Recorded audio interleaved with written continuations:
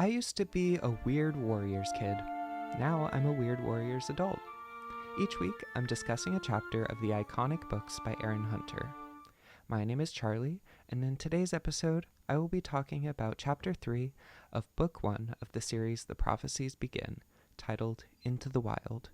Join me on this adventure into the world of warrior cats.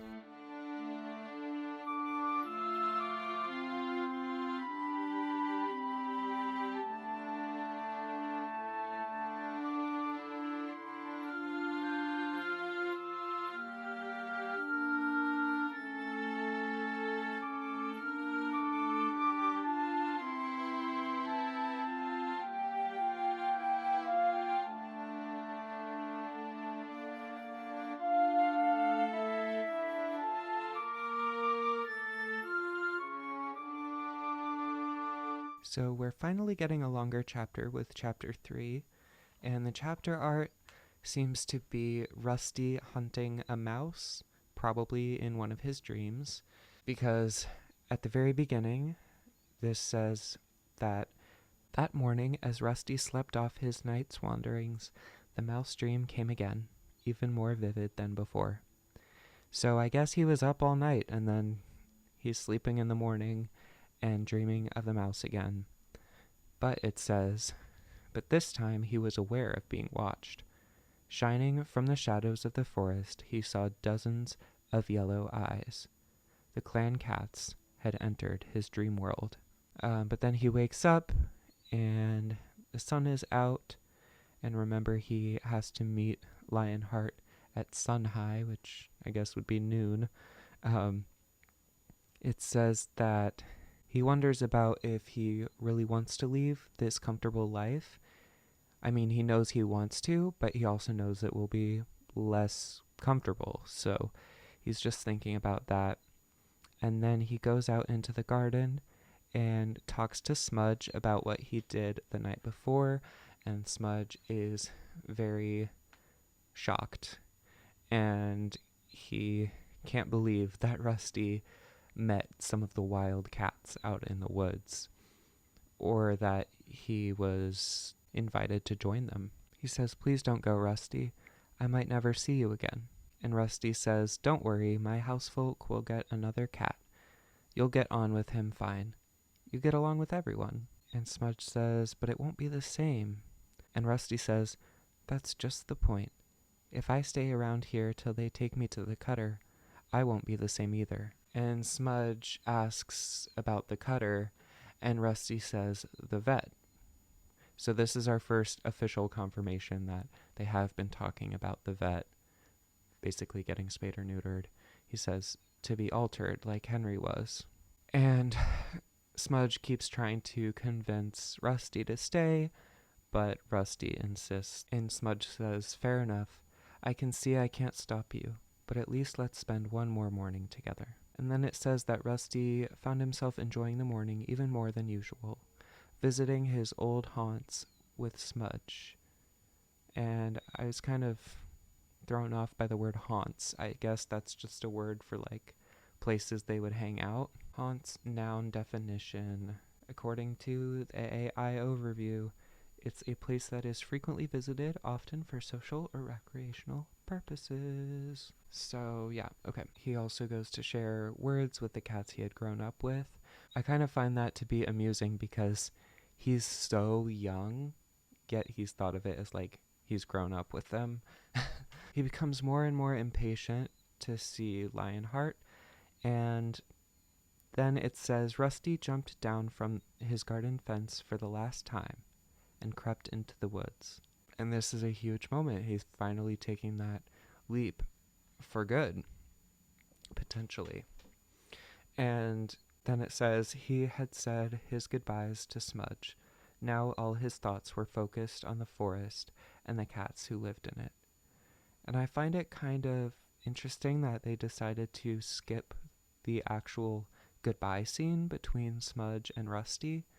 We just got Smudge saying, okay, we'll spend one last morning together, but we don't actually see them saying goodbye, which I feel like is kind of a missed opportunity.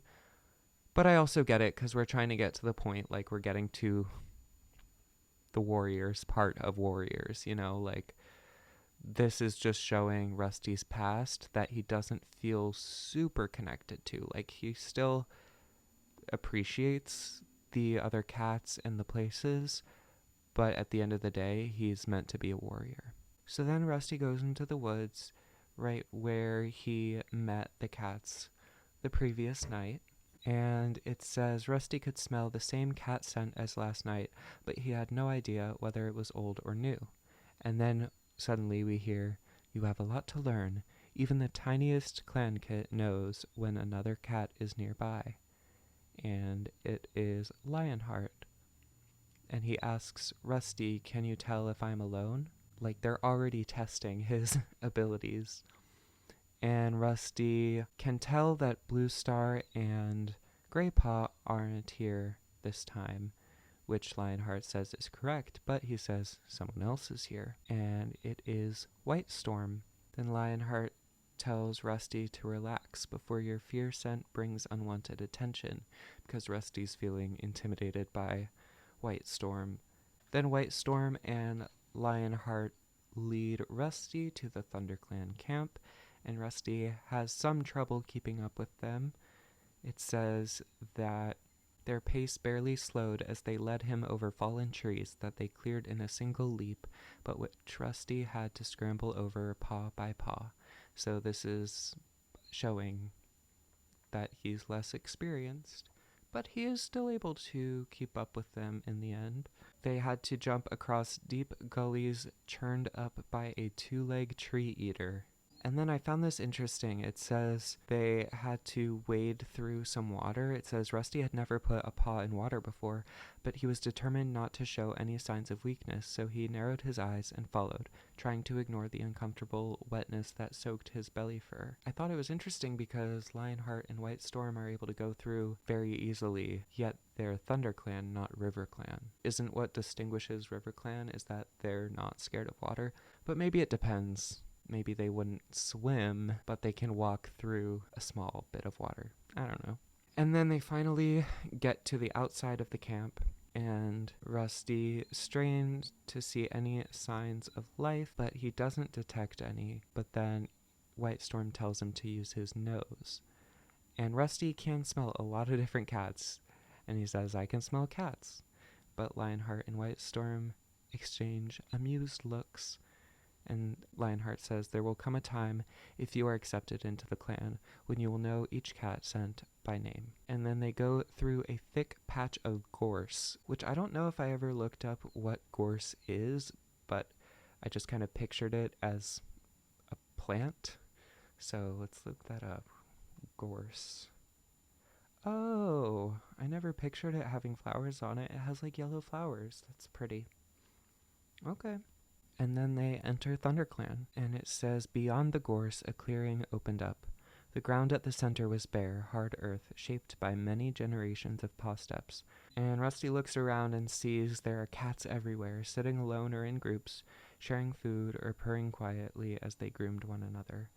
And Lionheart explains that just after sun high, when the day is hottest, is a time for sharing tongues. Rusty asks about that, and White Storm explains that clan cats always spend time grooming each other and sharing the news of the day.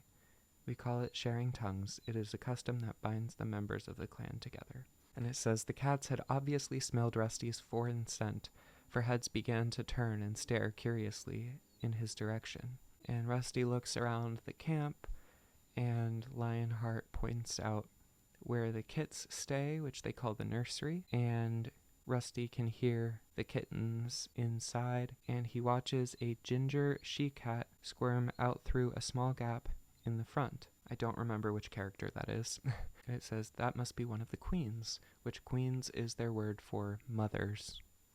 But I remember they referred to Blue Star as a queen in a previous chapter, but I think that was more Rusty thinking of her as like the queen of the cats because she's the leader of ThunderClan. But then a tabby queen with distinctive black markings, who I also don't remember who that is, appeared around the bramble bush. The two she-cats exchanged a friendly lick between the ears before the tabby slipped inside the nursery, murmuring to the squealing kits. And Lionheart says, the care of our kits is shared by all of the queens. And I really like that the mothers share the responsibility of caring for the kittens. I think that is nice. And then Lionheart says, all cats serve the clan. Loyalty to the clan is the first law in our warrior code, a lesson you must learn quickly if you wish to stay with us. Now, I don't remember if they actually have, like, a warrior code, like the 10 Commandments or something, like these are the laws that we enforce. But I guess the first rule is loyalty, like you need to be loyal, and that's definitely something that is stressed a lot in the series. And then Blue Star comes out of the shadow of her boulder, and Rusty is pleased when he is able to recognize the scent of Blue Star right before she appears. So this chapter is gradually showing Rusty kind of refining his skill of scent. And Blue Star says he came. White Storm says Lionheart was convinced he would not. And Blue Star says, well, what do you think of him? White Storm says he kept up well on the return journey, despite his puny size. He certainly seems strong for a kitty pet. Like, they're kind of being rude to Rusty still, yet these are the ones who are giving him a chance. And Blue Star says, so is it agreed? And Lionheart and White Storm both nod. And then Blue Star announces to the clan. She gets on top of the boulder and yowls, let all those cats old enough to catch their own prey join here beneath the High Rock for a clan meeting. So that's what that boulder is called, is the High Rock. And then all the cats come over to listen, and Rusty sees Grey Paw. It says beside him sat a young tortoiseshell queen, which I think is supposed to be Spotted Leaf, although it says queen, so is that a mother or is it Spotted Leaf? Because Spotted Leaf is not a mother, so I don't know. Is queen referring to only mothers, or is it referring to any she-cat?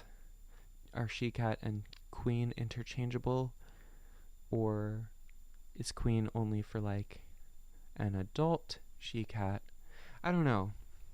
And then it also says a large dark gray tabby crouched behind them, the black stripes on his fur looking like shadows on a moonlit forest floor. And then Blue Star says, ThunderClan needs more warriors. Never before have we had so few apprentices in training. It has been decided that ThunderClan will take in an outsider to train as a warrior.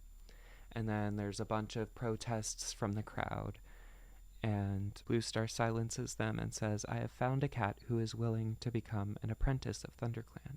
And then a loud voice says, lucky to become an apprentice. And Rusty sees that is coming from a pale tabby cat. But then Blue Star says, Lionheart and White Storm have met this young cat, and they agree with me that we should train him with the other apprentices. For a moment it's silent, but then a bunch of questions and protests come from the crowd. Where does he come from? Which clan does he belong to? What a strange scent he carries. That's not the scent of any clan I know. And then it says, one yell in particular sounded out above the rest. Look at his collar. He's a kitty pet. It was the pale tabby again. Once a kitty pet, always a kitty pet. This clan needs wild-born warriors to defend it, not another soft mouth to feed. And Lionheart tells Rusty that tabby is Longtail. He smells your fear. They all do. You must prove to him and the other cats that your fear won't hold you back. But Rusty is frozen and wondering how he can prove that. And Longtail says, your collar is a mark of the two legs, and that noisy jingling will make you a poor hunter at best. At worst, it will bring the two legs into our territory, looking for their poor lost kitty pet who fills the woods with his pitiful tinkling. And then all the cats howl in agreement. And Longtail says, the noise of your treacherous bell will alert our enemies, even if your two legs stench doesn't. And Lionheart says to Rusty, do you back down from a challenge? And then Rusty pinpoints Longtail's position, says there he was just behind a dusky brown queen, which I'm wondering if that's mouse fur. And then Rusty attacks Longtail, which I forgot that that's what happens. I thought Longtail was the one to attack. But Rusty is the one to start the physical part of this confrontation. It says Longtail was completely unprepared for Rusty's attack. He staggered sideways, losing his footing on the hard-baked earth. Filled with rage and desperate to prove himself, Rusty dug his claws deep into the tabby cat's fur and sank in his teeth. The other cats had to spring out of the way to avoid the screeching whirlwind of fur. I think that's some good imagery. And then it says, as Rusty scratched and struggled, he was suddenly aware that he felt no fear, only exhilaration. And I thought that kind of similar to in a previous episode that I talked about. I feel like this is supposed to show his bravery, but I feel like it also shows his potential for bloodlust, so it's kind of scary. But then Rusty felt his collar tighten around his neck. Longtail had gripped it between his teeth and was tugging and tugging hard. But eventually, suddenly, with a loud snap, he was free. Dangling from Longtail's mouth, Rusty saw his collar, mangled and broken. And Bluestar leaps down from High Rock, silences the crowd. Rusty has a cut stinging above his eye, and Longtail's left ear was badly torn, and blood dripped down his lean shoulders onto the dusty ground. They stared at each other, their hostility not yet spent. But then Bluestar takes the collar from Longtail and puts it on the ground. She says, the newcomer has lost his two-leg collar in a battle for his honor. StarClan has spoken its approval. This cat has been released from the hold of his two-leg owners and is free to join ThunderClan as an apprentice. And then Rusty nods his acceptance to Bluestar, and he steps into some sunlight that lights up his fur like fire. Oh yeah, one thing I forgot to mention is that when Longtail is taunting Rusty before Rusty attacks, it says like all the cats are also howling in agreement. It says that Longtail was well aware that he had the support of his audience. I had always thought of Longtail as like the main jerk who was against Rusty, but I forgot that like all the cats were also ganging up on Rusty too. Like, they're all so rude. But anyway, back to this iconic moment when Rusty accepts joining ThunderClan. Bluestar approached Rusty and placed the shredded collar on the ground in front of him. So this is the scene we get that is the front cover art, where he's in the sunlight, and if we look on the back, we can even see the collar in front of him, and those two cats in front of him, which I still think one of them is Graypaw, probably, or maybe it's Bluestar. And then the other one, I still don't know which cat that is. But Bluestar says, you look like a brand of fire in this sunlight. Her eyes flashed briefly as if her words had more meaning for her than Rusty knew. So here they are having that dramatic irony where we know more than Rusty does about the situation because we know about the prophecy that fire alone can save our clan. She announces, from this day forward, until he has earned his warrior name, this apprentice will be called Firepaw, in honor of his flame-colored coat. So this is the first naming event that we see in the Warriors books, and it's so iconic. And Longtail goes over to a fern-shaded corner, and the cats split into groups, murmuring to each other excitedly. And Graypaw says, hey, Firepaw. And at this point, the narrator is still referring to Rusty as Rusty, until, I guess, Rusty finally thinks of himself as Firepaw. I find that an interesting part of these books is that the author has to intentionally decide when to start referring to the character as their new name. But then it says, a thrill of pride surged through him at the sound of his new name. Tell me that's not transcoded. And then Graypaw says, Longtail is a warrior, although he only finished his training 2 moons ago. That scar you left on his ear won't let him forget you in a hurry. You've spoiled his good looks, that's for sure. And then it says, thanks Graypaw, Firepaw replied, and there is the first time Rusty is now called Firepaw by the narrator in the middle of page 38. And then he hears a bunch of the cats saying his new name, Firepaw, hey Firepaw, welcome young Firepaw. And then Firepaw asks where Longtail went. Graypaw says he was heading to Spotted Leaf's den, which is that fern-enclosed corner. He says, she's our medicine cat. Not bad looking either. Younger and a lot prettier than most, but then he gets interrupted by Darkstripe. Then when Darkstripe says, lucky your collar snapped when it did. Longtail is a young warrior, but I can't imagine him being beaten by a kitty pet. And then walks away. Graypaw says, now Darkstripe is neither young nor pretty. But then we waste no time because immediately another plot point happens. Small Ear, an old gray cat sitting at the edge of the clearing, so I guess he was keeping watch, gives a warning yowl, and then a young cat crashes through the bushes and into the camp. He was skinny, and apart from the white tip of his long, thin tail, jet black from head to toe. Graypaw says, that's Ravenpaw. Why is he alone? Where's Tigerclaw? So this is our first time seeing Ravenpaw, and oh my gosh, I love Ravenpaw. And Firepaw is confused by all the names. He doesn't know Ravenpaw, Tigerclaw. Graypaw says Ravenpaw's an apprentice, Tigerclaw's his mentor. And Graypaw explains that Ravenpaw went out with Tigerclaw and Redtail at sunrise on a mission against RiverClan. So at first I wondered if that is like if we're getting a time jump back and the beginning prologue was like a flash forward, but I think that battle at the very beginning happened and everything has been happening in order. Now this is like their next step to try to fight back against RiverClan, against their loss that they had. But then Firepaw asks Redtail, as he's still confused by all these names, which I imagine new readers to these books would be too. And then Graypaw says Redtail is Bluestar's deputy. So there's that confirmation that Redtail is Bluestar's deputy. Okay. And then Bluestar asks Ravenpaw what has happened. And she jumps onto the high rock and looks down on Ravenpaw.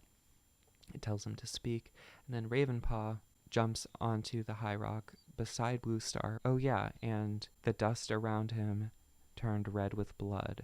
Oh my god. But he still managed to scramble up onto the high rock and stand beside Bluestar. He turned to the crowd of eager faces that surrounded him and summoned enough breath to declare, Redtail is dead. And that is the end of chapter 3. Oh my god. Quite the cliffhanger. Let me double check if I had any other notes before I close out this episode. I don't think so, but I'm pretty sure that is the first death, right? No other cats have died so far. We're only in chapter 3 and we're already getting a death. So, wow, that's the first of many, many, many deaths that we will get in this book series. But, yeah, wow.